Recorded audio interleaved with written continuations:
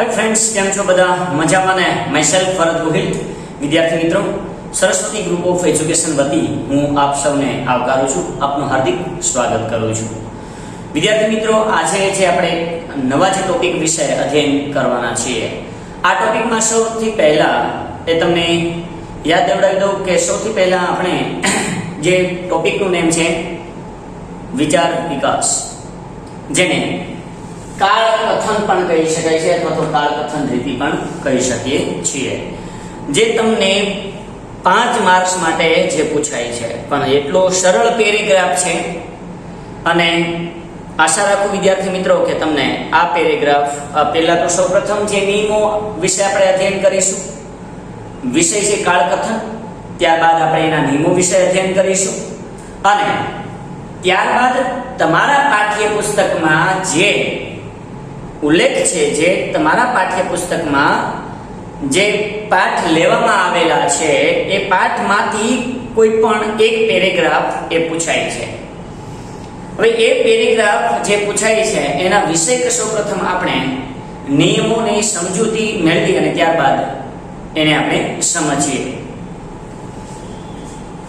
વિદ્યાર્થી મિત્રો, જે કાળકથન જે છે બોર્ડની એક્ઝામમાં તમને કુલ 5 માર્ક્સ માટે પૂછાય છે। કાળકથનનો જે પેરેગ્રાફ છે બોર્ડની એક્ઝામમાં તમને 5 માર્ક્સ માટે પૂછાય છે।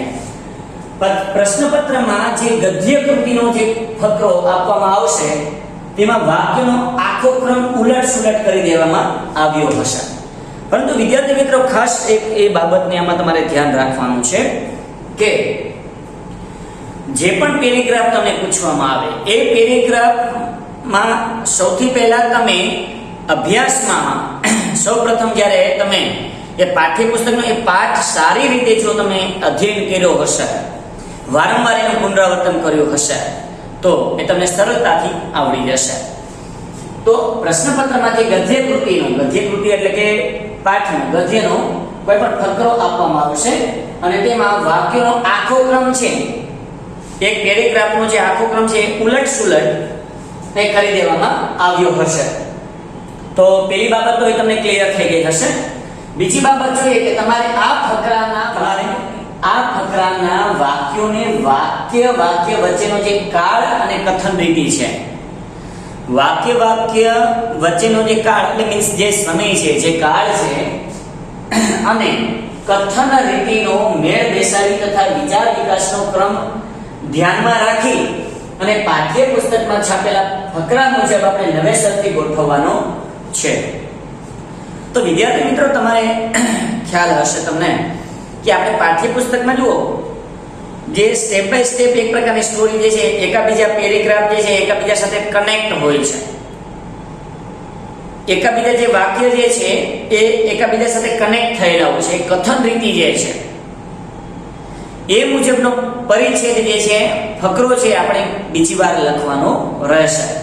તો એ ઉલટ-સુલટ જે કરી દેવામાં આવેલો છે એને આપણે વાક્ય વચ્ચેનો કાળ અને કથન રીતિનો મેળ બેસાડી અને પાઠ્યપુસ્તકમાં છાપેલા ફકરા મુજબ નવેસરથી આપણે ગોઠવવાનો રહેશે અને સળંગ ગદ્યખંડ તૈયાર કરવાનો રહેશે। વિદ્યાર્થી મિત્રો, હા, આ વિચાર વિકાસમાં એક બાબત ખાસ ધ્યાન રાખશો, તમારે દરેક લીટી અલગ લખવાની નથી, એ પણ તમારે ફકરા મુજબ પરિચ્છેદ મુજબ જ તમારે લખવાનું રહેશે। એટલે આ બાબત જે ખાસ તમે ધ્યાનમાં રાખો, સળંગ ગદ્યખંડ એ તમારે તૈયાર કરવાનો રહેશે, જે આપણે પાઠ્યપુસ્તક આધારિત હોવો જોઈએ। મિત્રો, આપણે જ્યારે કોઈ પણ ઘટના, કોઈ પ્રસંગ યા પરિસ્થિતિનું જ્યારે વર્ણન લેખિત કે મૌખિક સ્વરૂપમાં જ્યારે કરતા હોઈએ ત્યારે કેટલીક બાબતને આપણે ધ્યાનમાં લેવી જોઈએ। તો મિત્રો, જ્યારે કાળકથનમાં જ્યારે હંમેશા યાદ રાખવું કે આપણે જ્યારે કોઈ ઘટના, કોઈ પ્રસંગ યા પરિસ્થિતિનું જ્યારે વર્ણન એ લેખિત યા મૌખિક સ્વરૂપે જ્યારે લખતા હોઈએ ત્યારે હંમેશા તેના સમય કે કાળ, હવે સમય કે પછી કાળ એટલે કે સમયની સાથે સાથે જે છે એ ભૂતકાળ, ભવિષ્યકાળ, વર્તમાનકાળ ને વધુ કેન્દ્રમાં રાખવો જોઈએ। હા, કારણ કે જે પેરેગ્રાફ આખો ઉલટ-સુલટ હશે, તમારે એને ક્રમમાં લખવાનો છે હવે આ બાબત માટે તમારે હંમેશા તેના સમય કે કાળને વધારે કેન્દ્રમાં રાખવો જોઈએ, તો તમને ખ્યાલ આવે.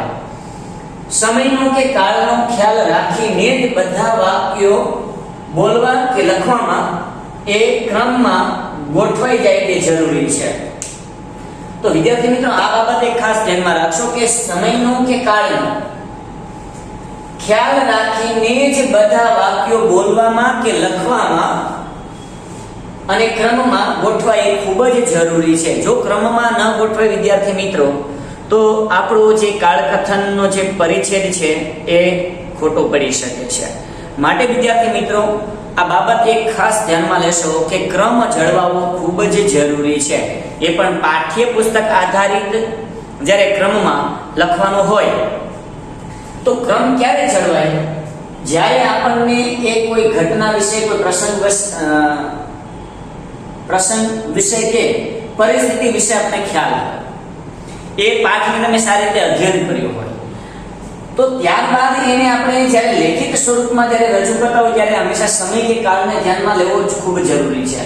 હવે સમયનો કે કાળનો ખ્યાલ રાખીને બધા વાક્યો બોલવા લખવામાં કે ક્રમમાં ગોઠવાય એ ખૂબ જ જરૂરી છે. સમયગાળો એનો એ રહી જાય અને ફકરાના વાક્યોમાં અલગ અલગ કાળ એટલે કે જે સમયગાળો અલગ અલગ રજૂ થઈ જાય તો એ ના ચાલે. તો આ એક ખાસ યાદ રાખજો કે સમયગાળો એનો એ જ રહી જાય અને ફકરાના વાક્યમાં અલગ અલગ કાળ રજૂ થઈ જાય એટલે મીન્સ ક્રમ જે ઉલટ સુલટ થઈ જાય. એની સાથે સાથે ભવિષ્યકાળનું હતું, ભૂતકાળનું હતું, વર્તમાનકાળનું હતું, તો એ પરિચ્છેદ જ્યારે ક્રમમાં જ ક્યારે લખાશે? જો તમને એના કાળ વિશે, એના સમય વિશે, એના એ પરિચ્છેદ વિશે તમે ઓલરેડી જાણતા હોવા જોઈએ. એ પાઠ વિશે તમે સારી રીતે સમજેલો હોવો જોઈએ, તો જ તમે એ પરિચ્છેદને યોગ્ય રીતે તમે લખી શકો છો. વિદ્યાર્થી મિત્રો, તમે પ્રાઇમરીમાં વાર્તા તમે સાંભળેલી હશે અથવા તો તમારા ફેમિલીમાં દાદા દાદી યા મમ્મી પપ્પા પાસે તમે અથવા તો કોઈ સ્વજન પાસે વાર્તા સાંભળેલી હશે. વિદ્યાર્થી મિત્રો, તમે જે વાર્તા સાંભળેલી હશે તો તમે જોઈ શકો છો કે શરૂઆતમાં જ્યારે શું થતું હોય છે કે જ્યારે વાર્તાની શરૂઆત કરે ત્યારથી માંડીને ક્રમ મુજબ જ્યારે બધી ચાલી આવે છે અને એક સમયમાં જ્યારે એન્ડ ઇન્ટરેસ્ટિંગ એ હોય છે, તો જે એ વિચાર વિકાસની જેમ સમયની સાથે સાથે કાળમાં જ યોગ્ય રીતે એ વાર્તા ક્રમ મુજબ એ તમે સાંભળેલી હશે અને આજે પણ તમને એ વાર્તા યાદ હશે. એવી જ રીતે કેટલીક જે હું વાત કરું કે માની લો કોઈ તમે જ્યારે પ્રાથમિકમાં જ્યારે મુદ્દાઓ ઉપર જ્યારે તમને વાર્તા લખવાની જ્યારે થતી ત્યારે તમે મુદ્દાઓને ધ્યાનમાં રાખી અને એ વાર્તા લખતા હતા. એ વાર્તા પણ જુઓ ક્રમ મુજબ જ લખાતી હતી. અને વિદ્યાર્થી મિત્રો, આપણે જ્યારે પિક્ચરની વાત કરીએ તો પિક્ચર તમે જ્યારે કોઈ જોવો અથવા તો કોઈ તમે સિરિયલ જ્યારે જુઓ તો જુઓ એક ઘટના એકાબીજા સાથે કનેક્ટ છે, એનો ક્રમ જળવાઈ રહે છે કે આ ઘટના પછી આ ઘટના બની, ત્યાર પછી આ ઘટના બની, તો એનો ક્રમ જે છે, એનો શેડ્યુલ છે, એક સરખું જળવાઈ રહે છે. આપણે કાળકથનનો જે પરિચ્છેદ પસંદ કરવામાં આવેલો છે સેલ્વી પંકજમનો, એ પરિચ્છેદ તમારે બોર્ડની એક્ઝામમાં જે 5 માર્ક્સમાં પૂછી શકાય એવો પરિચ્છેદ છે. આવા ઘણા ખરા જે પરિચ્છેદ એ તમારા પાઠ્યપુસ્તકમાંથી કોઈ પણ પરિચ્છેદ એ પૂછવામાં આવે, પણ એ તમને ક્યારે આવડે? જ્યારે તમે એના વિશેની માહિતી છે, તમે પાઠને સારી રીતે ભણ્યા છો તો ત્યારબાદ વિદ્યાર્થી મિત્રો, આ જ પરિચ્છેદને આપણે એક સમય અને કાળને ધ્યાનમાં રાખીએ અને જો લખીએ તો 100% આ ક્રમ મુજબ એ વિચાર વિકાસ થઈ શકે. તો મિત્રો, આપણે જે પરિચ્છેદ પસંદ કરવામાં આવેલો છે સેલ્વી પંકજમ પાઠનો છે અને જે આ પેજ નંબર 77 માં આપેલો છે. Once again I repeat friends, Selvi પંકજમનો જે પાઠ એ પેજ નંબર 77માં 77માં આપેલો છે. આપણે સૌપ્રથમ જોઈએ. આ પરિચ્છેદ જે અત્યારે આપવામાં આવેલો છે એ ઉલટ સુલટ આપેલો છે. હવે આપણે એને ક્રમમાં લખવાનો છે. સૌપ્રથમ પરિચ્છેદને આપણે વાંચન કરીએ. હું ભોજનનો પ્રબંધ કરું છું. તમારી વાત સાચી છે. હા, હવે જો હું તમને મહેમાન ગૃહે લઈ જાઉં છું. ત્યાં તમે નાહી ધોઈને તૈયાર થાઓ. પારકાના મોઢે બોલાતી આપણી ભાષા કાનને વધુ મીઠી લાગે છે. લાંબી મુસાફરીમાં તમારી સગવડ પણ નહીં સચવાઈ હોય. તમે થાકી ગયેલા લાગો છો. તાપ પણ ઘણો છે. તો તમે વિદ્યાર્થી મિત્રો, આ પરિચ્છેદને આપણે આમ જ્યારે પહેલી વાર જ્યારે જોઈએ ને તો આપણને અજુગતું લાગે, કારણ કે ઉલટ સુલટ ક્રમમાં છે. માટે એ જ પરિચ્છેદને જ્યારે આપણે ક્રમમાં જોઈએ તો સૌપ્રથમ હંમેશા જો એકવાર પરિચ્છેદ આપણે સમજાય ને તો ત્યારે હંમેશા એને બીજી વાર રીડ કરી લેવું. હા, કોઈ એમાં વિદ્યાર્થી મિત્રો એવું છે 5 માર્ક છે ને રોકડા માર્ક છે, એટલે આપણે બીજી વાર એને વાંચન કરીએ. હું ભોજનનો પ્રબંધ કરું છું. સેલ્વી પંકજમ બોલે છે. તમારી વાત સાચી છે. હવે જુઓ, હું તમને મહેમાન ગૃહે લઈ જાઉં. ત્યાં તમે નાહી ધોઈને તૈયાર થાઓ. પારકાના મોઢે બોલાતી આપણી ભાષા કાનને વધુ મીઠી લાગે છે. લાંબી મુસાફરીમાં તમારી સગવડ પણ નહીં સચવાઈ હોય. તમે થાકી ગયેલા લાગો છો. તાપ પણ ઘણો છે. હવે વિદ્યાર્થી મિત્રો, આપણે આ પરિચ્છેદને સૌપ્રથમ એને આપણે ક્રમ મુજબ પરિચ્છેદને લખીએ. મિત્રો, હવે આપણે આ પરિચ્છેદને આપણે કાળકથનની રીતિ મુજબ એ વિચાર વિકાસના ક્રમમાં ગોઠવીએ. સૌપ્રથમ વિદ્યાર્થી મિત્રો, હંમેશા માની લો કે જે રીતે આપણે પાઠ વિષય અધ્યયન કરેલું છે, જ્યારે પરીક્ષામાં બોર્ડની એક્ઝામમાં જ્યારે પૂછાય ત્યારે હંમેશા આપણે જ્યારે બે વાર વાંચન કર્યું ત્યારબાદ એ પેન્સિલથી તમારે શું કરવું કે સૌપ્રથમ એ પરિચ્છેદ વાંચી લો, એટલે કે શરૂઆતનું જે વાક્ય કયું આવે છે તે પહેલા જોઈ લેવું. તો આપણે જે પરિચ્છેદ જે આડા અવળો ઉલટ સુલટ આપેલો છે, હવે આપણે જોઈએ કે તમારી વાત સાચી છે. આ પેલું વાક્ય છે. હવે એ વાક્ય જે છે એ ક્રમમાં બીજા વાક્ય સાથે એટેચ થવું જોઈએ, કનેક્ટ થવું જોઈએ. સમય અને કાળની રીત મુજબ એ યોગ્ય હોવું જોઈએ. તમારી વાત સાચી છે તો પહેલું વાક્ય છે. બીજી બાબત જોઈએ તો પારકાને મોઢે બોલાતી આપણી ભાષા કાનને વધુ મીઠી લાગે છે. જે વ્યક્તિ પંકજમને જોવા માટે આવેલા છે તો તમારી વાત સાચી છે. પેલું વાક્ય એવું, હવે સમજો ખાસ. પારકાને મોઢે બોલાતી આપણી ભાષા કાનને વધુ મીઠી લાગે છે. તો આ બંને એકબીજા સાથે કનેક્ટ થયું. જુઓ, હવે ત્રીજું વાક્ય આપણે જોઈએ મિત્રો. હવે જુઓ, હવે જુઓ, તમે થાકી ગયેલા લાગો છો. તાપ પણ ઘણો છે. તાપ પણ ઘણો છે.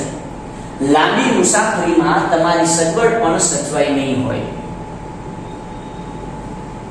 હું તમને મહેમાન ગૃહે લઈ જાઉં. ત્યાં તમે નાહી ધોઈને તૈયાર થાઓ. હું ભોજનનો પ્રબંધ કરું છું.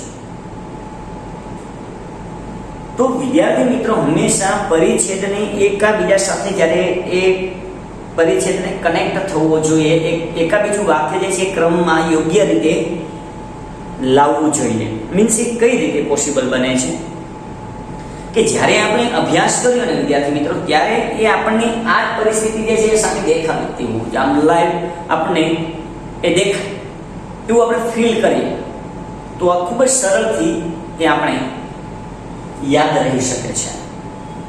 બીજી બાબત કે ધોરણ 11 ના જે વિદ્યાર્થી મિત્રો છે એના માટે ખાસ એક સૂચના છે કે આ પરિચ્છેદ જે છે તમને પાછળની પીડીએફ જે આપેલી છે, પીડીએફમાં જે આખો પાઠ મેં મૂકેલો છે, સૌપ્રથમ એ પાઠનું એકવાર વાંચન કરવું. વાંચન કર્યા બાદ એ પાઠ જ્યારે વંચાઈ જાય ત્યાર પછી જ તમારે આ પરિચ્છેદ સમજવું, કારણ કે પાઠ વાંચ્યા સિવાય તમને એ ખબર નહીં પડે. ઓકે વિદ્યાર્થી મિત્રો, હવે આપણે ફરી એકવાર સમજી લઈએ. સમજો, માની લો કે અત્યારે ક્રમ આપેલા નથી, આપણે જસ્ટ એવું બિલીવ કરીએ, આપણે એવું માની તમારી વાત સાચી છે. પેલું વાક્ય આવ્યું, હા હું દાખલા કરું કે તમે જેમ કહો છો કે હા તમારી વાત સાચી છે. પારકાના મોઢે બોલાતી આપણી ભાષા કાનને વધુ મીઠી લાગે છે. હા તમારી વાત સાચી છે. પારકાના મોઢે બોલાતી આપણી ભાષા કાનને વધારે મીઠી લાગે છે. તો અહીંયા એકાબીજા સાથે વાક્ય કનેક્ટ થઈ ગયો. અને હા હવે જુઓ, અને હા હવે જુઓ, તમે થાકી ગયેલા લાગો છો, તમે થાકી ગયેલા લાગો છો. તાપ પણ ઘણો છે. લાંબી મુસાફરીમાં તમારી સગવડ પણ સચવાઈ નહીં હોય, કારણ કે મુસાફરી કરીને આવ્યા છે ભાઈ. તો જુઓ એકબીજા સાથે કનેક્ટ થતું જાય છે. હું તમને મહેમાન ગૃહે લઈ જાઉં છું, લઈ જાઉં, ત્યાં તમે નાહી ધોઈને તૈયાર થાવ એટલામાં હું ભોજનનો પ્રબંધ કરું. તો વિદ્યાર્થી મિત્રો હવે તમને ખ્યાલ આવી ગયો હશે. હવે આપણે આ જે પરિચ્છેદને જે આપણે એવી રીતે જે ક્રમમાં જે ગોઠવેલો છે, ઉલટ સુલટ છે, એને આપણે ક્રમ આપી દીધા છે, પણ આપણે પેપરમાં ક્રમ આવી રીતે આપવાનો નથી, આવી રીતે લેખન નથી કરવાનું. આનો ડાયરેક્ટ જવાબ હવે આપણે જોઈએ. એનો જવાબ જોઈએ. તમારી વાત સાચી છે. પારકાને મોઢે બોલાતી ભાષા કાનને વધુ મીઠી લાગે છે. પારકાને મોઢે બોલાતી ભાષા એ કાનને વધારે એટલે કે વધુ મીઠી લાગે છે. હવે જુઓ, તમે થાકી ગયેલા લાગો છો. તાપ પણ ઘણો છે. લાંબી મુસાફરીમાં તમારી સગવડ પણ સચવાઈ નહીં હોય, તમારી સગવડ પણ નહીં સચવાઈ હોય. હું તમને મહેમાન ગૃહે લઈ જાઉં, ત્યાં તમે નાહી ધોઈને તૈયાર થાઓ, હું ભોજનનો પ્રબંધ કરું છું. તો વિદ્યાર્થી મિત્રો તમે જોઈ શકો છો કે આખી ઘટના જે છે એ એકબીજા સાથે વિચાર વિકાસની દ્રષ્ટિએ, કાળકથનની દ્રષ્ટિએ, સમય અને કે કાળની દ્રષ્ટિએ એ યોગ્ય રીતે બંધ બેસતી છે. તો વિદ્યાર્થી મિત્રો આ જ રીતે તમને બોર્ડની એક્ઝામમાં આ કાળકથનનો પરિચ્છેદ એ 5 માર્ક્સમાં પૂછાશે. વિદ્યાર્થી મિત્રો ખૂબ જ સરળ આ પરિચ્છેદ છે. એની સાથે સાથે તમે હવે પછીના જે પરિચ્છેદ જે તમારે પાઠ્યપુસ્તકમાં કોઈ પરિચ્છેદ તમે એને ઉલટ સુલટ કરીને પણ તમે પ્રેક્ટિસ કરી શકો છો. પણ વિદ્યાર્થી મિત્રો તમને ખ્યાલ હોવો જોઈએ. હવે વિદ્યાર્થી મિત્રો હું તમને એની સાથે એ કહેવા માંગુ છું કે હંમેશા એક યાદ રાખજો, કાળકથનનો જે પરિચ્છેદ તમારે ક્રમમાં ગોઠવો હોય તો સૌ પ્રથમ જે તમને પ્રશ્નપત્રમાં જ્યારે બોર્ડની એક્ઝામમાં જ્યારે પૂછાય તો હંમેશા ધ્યાન રાખવું કે તમારે સૌપ્રથમ એનું 2 વાર રીડિંગ કરી લેવું. ત્યારબાદ મેં જેવી રીતે તમને ક્રમ ગોઠવી આપેલા હતા એ તમે માઇનોર પેન્સિલની મદદથી તમે ક્રમ 1 2 3 4 વોટેવર આપી શકો છો. એટલે તમને જસ્ટ આઈડિયા આવે કે પેલું વાક્ય આ છે, બીજું વાક્ય આ છે, ત્રીજું વાક્ય આ છે. પરંતુ જવાબ તો આપણે અલગ અલગ વાક્યમાં નથી લખવાનો, આખો પરિચ્છેદ લખવાનો રહેશે, ફકરા મુજબ જ લખવાનું રહેશે. ઓકે વિદ્યાર્થી મિત્રો, thank you very much. Thank you.